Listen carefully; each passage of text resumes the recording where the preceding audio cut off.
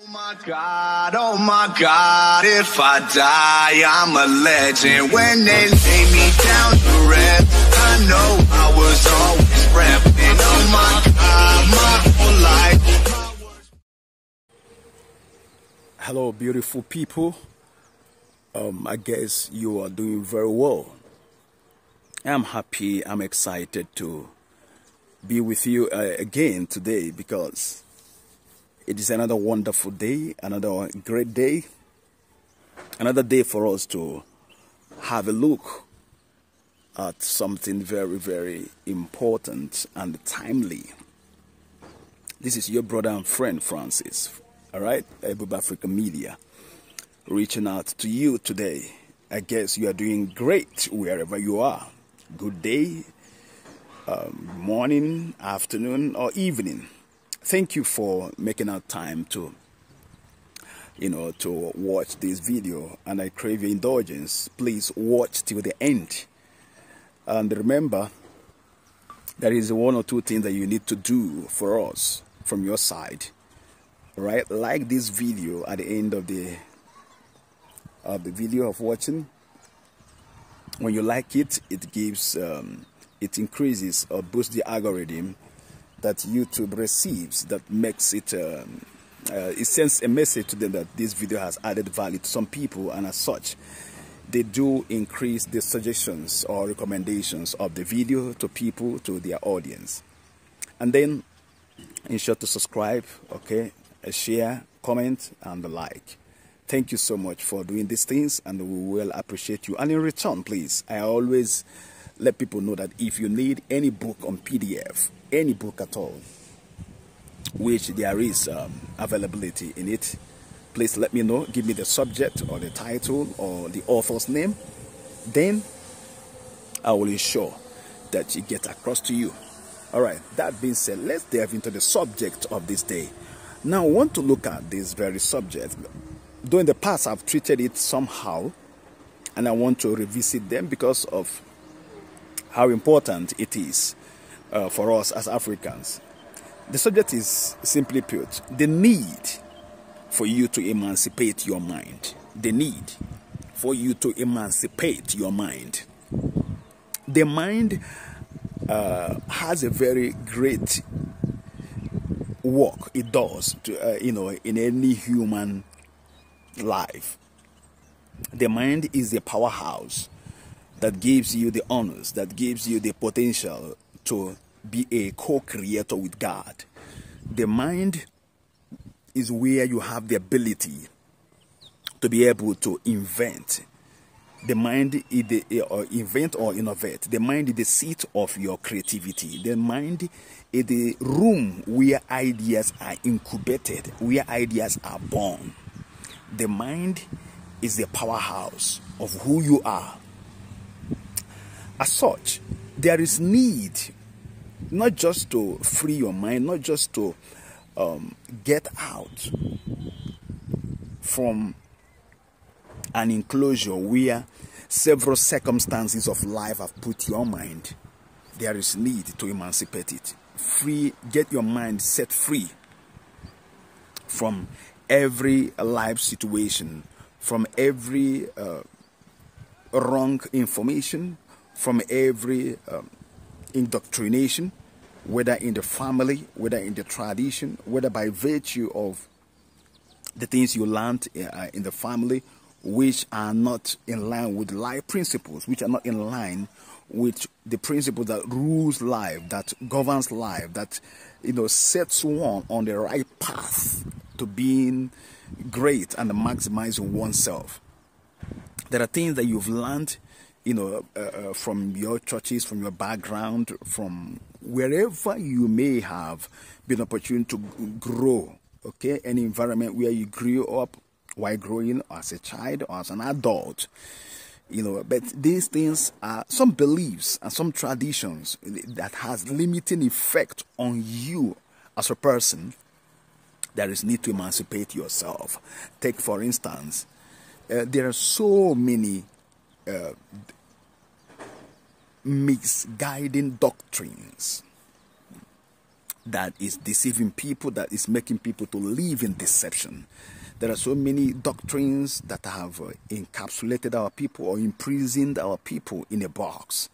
There are so many doctrines that is limiting our people from maximizing who they are as a person, as an individual that is here on earth on a mission, on a journey of discovery and rediscovery of things. Remember, we are all planted here on earth to do what? To have an encounter, to rule, to have dominion, to be in charge. But sad enough, how many persons are able to achieve this in their lifetime? All right? Whatever I try to share with you as a member of this platform is something that have happened to me directly or indirectly, wherein I see it as a need for me to share these experiences. It may help someone, no matter how little. This is the essence of living. We live for one another. We don't live for ourselves only. We live for the order. What makes us human beings are being able to put ourselves in a position to be of help to people that we found in life as we journey. Okay? Regardless of how little, we are people of impact. We are meant to be giving impact, adding value, giving a value, blessing the order, being our neighbors or brother's keeper. That is the essence of living. That being said, now why the essence, or why is it important that you have to free your mind? If your mind is hijacked, say for instance, I was giving instance with doctrinal issues found in churches. If your mind is not set free, some people are already suffering. Many people in Africa are already prisoners to their churches, to their religious organizations. Many millions of people are under this bondage. They are under the influence. They are under the serious manipulative tendencies going on around them, around their lives, due to the way they perceive. Some people, they call it their pastor, their spiritual father or director, or their imam or their bishop or their popes, whoever it is that you're looking on to as a middle person, as a person, as a spiritual guide to you, to God.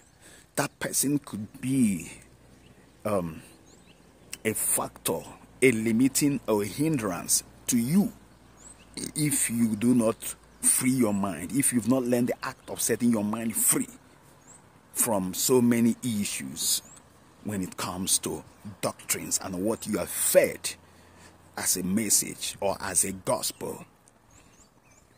Let me put this clause here. The gospel, most of the gospel they preached in Africa is Africanized gospel.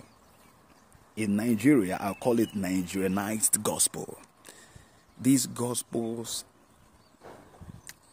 are born out of selfish doctrines these purported men of God are preaching. These doctrines are putting you in a box. As a matter of fact, when I say that these gospels are putting you in a box, they are putting your mind in a box. They are boxing you up. You're not even free to harness yourself. Now, I'll give one striking example for today, and then maybe we'll continue with the rest as we progress in this topic. Because most of the topics I try to make them run in series. It's time to break this code that have been deceiving people for many years. All right, I know some people will not find this video funny. Some people might want to unsubscribe from my channel. Some people may want to have one reason or the other, but it's okay. But the essence of what I'm doing is for you to give room, okay? Give room to think. Don't react out of emotions. Don't react out of religiosity, but give room to think. You are a thinking being. You are a human being. The code for creating wealth, the code for building wealth, the code for building your financial capacity, for an instance, an example, is not gotten by giving money to your pastor or to your imam or to your GO, general overseer. See, there is a whole lot of controversies out there when it comes to giving money. Let me tell you why this is a code to be cracked. People have been deceived into believing that when they bring money, when you sow a seed, I am not disputing the fact that seed sowing does not work, or giving money does not work, or giving money, if you choose to give money, if you choose to bless your minister, if you choose to bless whoever have impacted your spiritual life, it's a different thing. What I'm saying here, what I'm trying to, put out here is this. For the people, the persons who believe that by giving out money, they grow their financial capacity, by giving money to their church, you are blessed, you have a financial breakthrough. That is a lie. By giving money, you are promoted. Your financial life will change, you will be transformed. That is deception. It may have worked for 1 out of 100, or 2, 3, 4, even 10 out of 1 million. Yes, but that is not a principle that makes it to be accepted as being a financial law that helps to increase money or that helps to multiply money.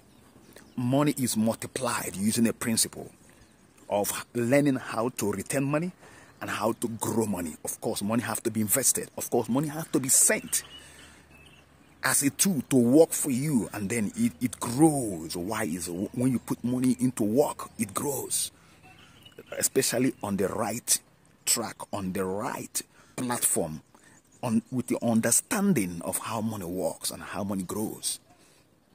Money is not grown or multiplied by giving it to a clergyman. That's a wrong doctrine. It can never be a code for growing wealth.